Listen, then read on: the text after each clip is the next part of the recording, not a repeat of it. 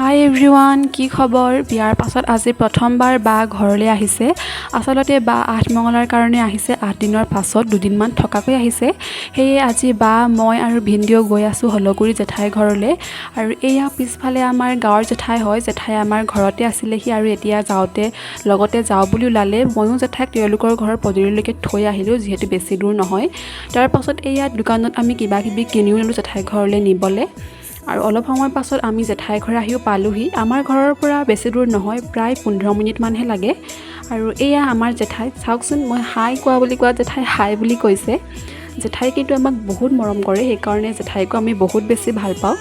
তাৰ পাছত আমি চাহ খাই ল'লোঁ আৰু বহুত সময় থাকিলোঁ বহুত কথা পাতিলোঁ জেঠাইৰ লগত তাৰ পাছত ঘৰলৈ আহিব ল'লোঁ আৰু আঠমঙলাৰ দিনা কি নিয়ম কৰা হ'ল সেইবোৰ ভিডিঅ' কৰাই নহ'ল সেইকাৰণে দেখুৱাব নোৱাৰিলোঁ বেয়া নাপাব বাৰু আজিৰ ভিডিঅ'টি ইমানেই নেক্সট ভিডিঅ'ত পুনৰ লগ পাম বাই